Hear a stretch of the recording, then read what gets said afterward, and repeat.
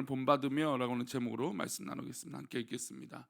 그가 전심으로 여호와의 길을 걸어 산당들과 아사라 목상들도 유다에서 제거하였더라. 아멘.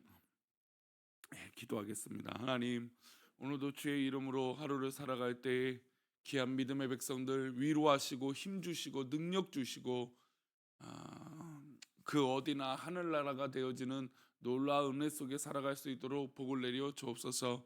우리 성도도 오늘도 아버지 앞에 부르짖습니다. 기도합니다. 하나님, 우리의 모든 기도 제목을 기뻐 받아주시고 주의 놀라운 은혜로 우리와 함께하여 주옵소서. 주님께서 귀한 믿음의 백성들을 분별하게 하여 주시고 정말 하나님의 선하신 그 뜻대로 살아가는 은혜가 있게 하여 주옵소서. 이 시간 1,000번째로 드려진 예물들과 또 범사에 감사하여 드려진 예물을 기뻐 받아주시고 말씀을 나눌 때에 주님 함께하여 주옵소서. 감사하고 거룩하신 예수 그리스도 이름으로 기도 올리옵나이다. 아멘. 세상 살아갈 때 또 사회 살아갈 때 사회생활을 할 때 중요한 건 눈치라고 하는 센스입니다.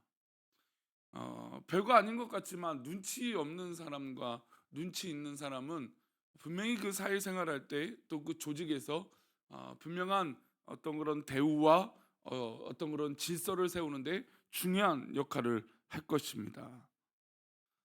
특별히 요즘같이 이제 이 자녀들이 적거나 너무 자녀 아이 하는 경우들은 아이들이 뭐가 없냐면 결국에 이 눈치가 없는 것이죠. 어, 사실 이게 형제들이 많으면 아버지가 장남이나 뭐 장녀를 첫째를 혼난다고 쳐보겠습니다. 혼내면 이 가족이 많고 형제가 많으면 둘째나 셋째는 어떻게 됩니까? 눈치 보고 알아서 피해야 되죠.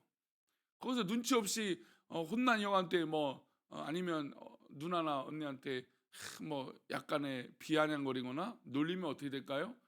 이제 그 다음은 벼락같이 이제 둘째나 셋째도 혼나게 될 겁니다. 그래서 집안의 분위기를 잘 살폈던 어떤 그런 사회성, 그 눈치가 필요했던 것이죠. 신앙생활에서도 이런 눈치와 이런 판단은 굉장히 중요합니다. 무엇을 해야 복 받을지, 무엇을 하면 하나님 앞에 혼이 나는지, 그러니까 이런 것들을 내 삶 속에 뼈저리 깨달았을 때, 어떤 위기와 어떤 이 판단들이 딱 왔을 때 빠르게 행동할 수 있는 거예요. 그러나 눈치가 없으면 어떻게 돼요? 자기가 죄 짓고 있는지, 자기가 지금 하나님 앞에 혼을 날 행동하고 있는지, 자기가 지금 뭐 어떤 상황이 있는지 이것을 분별하지 못하는 것이죠. 우리 새벽에 기도하는 성도님들은 이 영적인 감각이 있기를 축원합니다. 영적인 눈치인 거죠. 이것을 해야 하나님 기뻐하시는 거구나. 내가 이것을 해야 우리 교회를 세울 수 있구나. 내가 이것을 이렇게 판단해야 하나님 기뻐하시는 삶을 살 수 있구나라는 것을 이 판단하는 영적인 감각, 그런 감각이 있어야 된다는 것이죠. 복을 받는 사람들을 살펴볼 필요가 있어요. 왜 저 사람이 복을 받는가? 왜 저 사람이 하나님이 함께 하시는 것인가? 그런 것도 바로 영적인 눈치가 되는 것이죠. 이 영적인 감각이 있는 사람은 어떻게 보면 하나님께서 그의 삶을 정말 평탄한 길로, 순탄한 길로 인도해 주시는 것이죠. 오늘 우리가 읽은 본문에서 여호사밧 왕은 영적인 감각이 있던 사람이었습니다. 그는 하나님께서 그의 아버지 아사 왕에게 어떻게 했는지 알았습니다. 여호사밧의 아버지 아사는 41년 동안 이스라엘을 남유다를 다스렸습니다. 근데 41년 가운데 35년은 하나님께 은혜를 받았습니다. 그러니까 35년은 하나님께서 인도해 주시는 그 형통함 속에 이 나라를 이끌었던 것이죠. 근데 마지막 6년은 어떤 일이 있었냐면 하나님께 징계를 받았습니다. 그의 아버지 아사의 종교개혁은 이 두 가지 방향이 있었습니다. 하나는 없애고 부수는 개혁이었습니다. 또 하나는 하나님의 율법을 말씀을 세우는 것이었죠. 우상과 산당 등 하나님이 싫어하는 것들을 없앴습니다. 부셨습니다. 동시에 하나님께서 원하시는 이 율법 말씀을 세우는 것이었죠. 그것을 했던 왕이 그의 여호사밧의 아버지 아사 왕이었던 것이었습니다.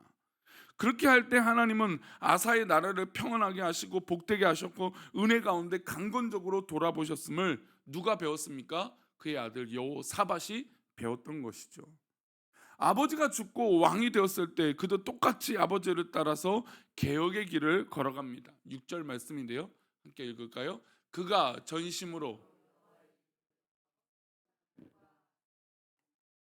유다에서 제거하였더라. 전심으로 여호와 길을 걸었습니다. 그리고 산당도 아세라 목상들도 유다에서 제했습니다. 제거하고 부수하는 것이 개혁의 첫 번째였습니다. 사실 이 역대하나 이 말씀들을 볼 때 이 얘기를 조금 드렸던 것 같은데 산당을 없앤다라는 게 말처럼 쉬운 일이 아닙니다.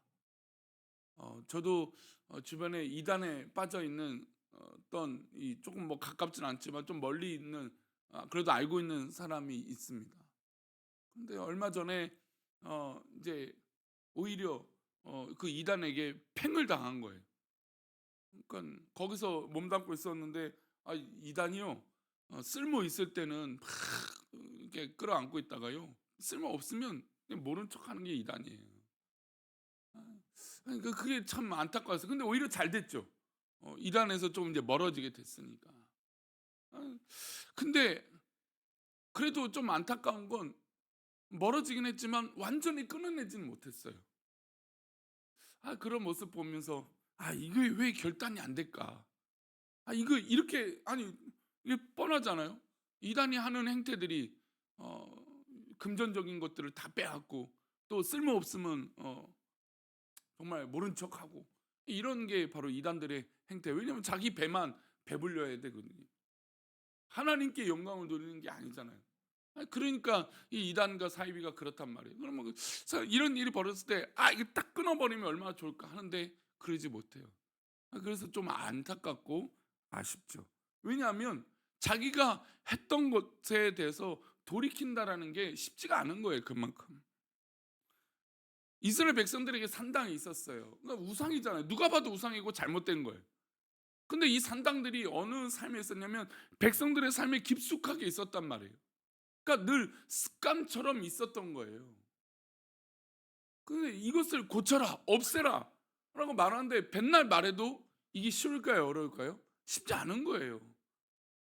그러니까 우리가 믿지 않았던 우리 예전에 과거에 우리 뭐 부모님들 또 믿지 않는 어떤 뭐 가족들, 친척들 보면 우상 당연히 우상 같은 행동들을 그러니까 이단 같은 행동들을 합니다. 이게 뻔히 문제가 되고 지금 이렇게 시대가 바뀌었는데 이건 분명히 문제가 많은 걸 알아요. 근데 고쳐집니까? 안 고쳐집니까? 안 고쳐져요. 이게 쉽지 않단 말이죠. 그러니까 이게 아무리 왕이어서 야 산당들 다 부시고 없애라. 여러분 이게 쉬운 일이 아닙니다. 아무리 좋은 개혁이라도 이 백성들 삶에 깊숙하게 있었던 문제들을 잘못됐다라고 지적하며 이것을 없앤다? 쉬운 건 아니죠. 산당에서 이렇게 하는 것들을 이 여호사밧은 적극적으로 없앴습니다. 제거했습니다. 그러니까 즉 혼합주의, 적당한 것을 하나님 기뻐하시지 않는 것을 적당히 해서는 안 된다는 것이죠. 하나님이 기뻐하시지 않는 기물들, 유물들을 가지고 여호와를 섬기는 일에 사용해서는 안 되는 것을 깨달았습니다. 이를테면 훗날 히스기야 왕 시대에도 산당이 있었습니다. 산당이 두었던 물건 중에 모세가 만들었던 장대와 노뱀이 그곳에 있었습니다. 사람들이 뭘 섬겼냐면 이 장대, 노뱀을 섬겼어요. 이런 식의 혼합주의가 예배와 어떤 그런 산당에 벌어졌던 일인 것이죠. 왕들은 백성들의 이 종교성을 이길 수 없어서 산당을 없애진 못했습니다. 또 없앤다고 하더라도 왕이 바뀌면 또 다시 생기는 것이 바로 이런 산당과 우상들이었던 것이죠. 아사왕 시절에 산당을 분명히 없앴습니다. 그의 아버지가 없앴죠. 그런데 여호사밧 시절에 오니 산당이 또 어떻게 됐습니까? 다시 생길 정도로 이 백성들이 깊숙하게 있었던 이 우상의 문화들이 이만큼 쉽지 않은 것이었어요. 여호사밧은 아버지 아상처럼 산당을 허물고 없애버렸습니다. 그는 아버지라 이런 이 우상들인 걸 없애고 부수는 개혁을 이 여호사밧이 한 것이죠. 이뿐만 아니었습니다. 남유다 전체에 하나님의 말씀이 전해지도록 위해서 곳곳에 율법을 가르칠 만한 레위 사람들을 보냈습니다. 이게 또 중요한 역할이죠. 우리 7절인데요. 보겠습니다. 그가 왕위에 있은 지 3년에 그의 방백들 베나일과 오바다와 스가랴와 느다넬과 미가엘을 보내어 유다 여러 성읍에 가서 가르치게 하고, 지금 이 레위인들을 세워서, 그러니까 예전에는 성전에 와라 그러면 하나님 말씀을 가르쳤다, 이 개념이었어요. 근데 이제 이 지도자들을, 또 말씀을 가르치는 사람들을 백성들 사이사이 곳곳에 보낸 겁니다. 그러니까 아버지 이 아사 왕이 종교 개혁을 했을 때 하나님 말씀을 가르쳤는데, 이 부분이 조금 약했던 거예요. 하나님 말씀은 선포되었지만 백성들 사이의 삶 속에 들어가지 못했던 거죠. 그래서 방법을 하나 고안한 겁니다. 그래서 레위인들을 보내서 하나님 말씀들을 가르치도록, 직접 그 동네에 가서 가르치도록 한 것이죠. 9절도 보겠습니다. 그들이 여호와 율법책을 가지고 유다에서 가르치되 그 모든 유다 성읍들로 두루 다니며 백성들을 가르쳤더라. 이 조금 더 나은 방법으로 간 것이죠. 적극적인 것이죠. 하나님 말씀을 들으러 오는 수동적인 게 아니라 직접적으로 가르치도록 한 것입니다. 백성들에게 성전에 오라고 한 것이 아니라, 물론 또 오는 때도 있겠죠. 오는 것뿐만 아니라 이제 매일 삶 속에, 왜 변화되지 않으니까 매일 삶 속에 그 말씀을 가르치도록 한 것이죠. 아버지 아사 왕을 따라 세우는 개혁, 또 채우는 개혁을 한 것입니다. 아버지를 따라 하나님 기뻐하셨던 개혁의 길을 걸어갔을 때 하나님은 어떤 복을 주셨을까요? 이게 중요합니다. 그러니까 35년은 아사 왕이, 그의 아버지가 축복된 삶을 살았는데 마지막 한 6년은 그냥 하나님의 심판과 어떤 이 혼란 속에 아버지가 살았던 것을 봤던 거예요. 그러니까 조금 더 한 걸음 더 발전된 이 개혁을 여호사밧이 하는 것이죠. 그래서 하나님 어떤 축복을 주실까요? 10절 말씀입니다. 여호와께서 유다 사방의 모든 나라에 두려움을 주사 여호사밧과 싸우지 못하게 하심에, 그러니까 아예 주변의 강대국들이 이 유다 이 나라를 두렵게 생각한 거예요. 야, 저 나라 건드렸다 큰일 난다. 그걸 하나님께서 그 모든 문화들을, 그 주변의 환경들을 그게 만드신 거죠. 여러분, 우리 교회가 바로 이런 소문이 나기를 축원합니다. 우리 사랑하는 우리 교회가 그렇게 건강한 교회구나. 하나님 기뻐하시는 교회구나. 하나님께서 축복하시는 교회구나. 그래도 뭔가 다르구나. 하나님 기뻐하시는 모습으로 그렇게 조금씩 성장한 모습이 우리 가운데 드러날 때 하나님이 채우시고 인도하여 주시는 이 큰 축복을 누리게 될 줄 믿습니다. 하나님이 이런 소문을 내주시는 거예요. 그럼 얼마나 이 기쁩니까? 왜냐하면 왕으로서 늘 걱정되는 건, 뭐 이런 개혁도 중요하지만 그의 아버지도 이거 염려가 됐기 때문에 문제가 있었거든요. 주변에 강대국이 얼마나 많아요. 남쪽으로는 애굽이고, 오른쪽에는 뭐 지도상으로 오른쪽 보면 막 이 위쪽은 북이스라엘로, 그러니까 막 사방으로 이 유다를 집어삼키려고 하는 이 왕들과 강대국이 일어났지 않습니까?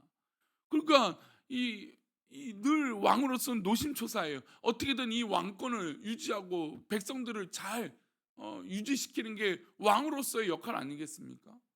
근데 하나님께서 자연스럽게 주변의 강대국에게 유다의 이 강인함과 하나님이 함께 하심을 보여준 거예요. 그러니까 당연히 나라가 어떻게 될까요? 흔들리지 않죠. 만약에 조금만 위기가 와봐요. 그러면 사람들이 그랬죠. 이 여호사밧이 이런 종교 개혁을 한답시고 산당을 없애서 이런 일이 있었다. 말씀을 가르친다 해서 저런 지도자들을 보내서, 레인들을 보내서 이런 사단이 일어난다. 얼마나 말하기 좋겠습니까? 근데 그 주변의 위험 요소들을 하나님이 제거해 주시는 거예요. 그뿐만 아닙니다. 12절 말씀도 보겠습니다. 여호사밧이 점점 강대하여 유다의 견고한 요새와 국고성을 건축하고, 여호사밧이 자연스럽게 점점 강대하게 하나님이 만들어 주신 것이죠. 하나님이 주변 여러 나라들을 두려움을 주시고 여호사밧과 감히 싸울 수 없도록 하셨습니다. 그리고 여호사밧도 스스로 강대해지니까 견고한 요새가 되어지는 것이죠. 우리 귀한 믿음의 성도님들, 새벽을 깨우고 기도하는 성도님들, 정말 영적인 강인함과 요새가 되어지시기를 바랍니다.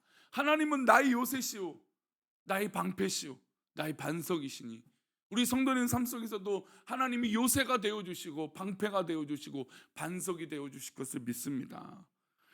바로 아사왕의 산을 보고 깨달았던 여호사밧이 신앙의 좋은 것들만 본받았기 때문에 가능했던 것입니다. 우리는 성경을 통해서 많은 사람들을 봅니다. 아사왕을 보았고 여호사밧도 보았습니다. 북과 어떤 이런 이 복을 받는 것과 또 하나님 앞에 혼이 나는 것도 보았습니다. 또 이것들이 성경에 잘 나와 있죠.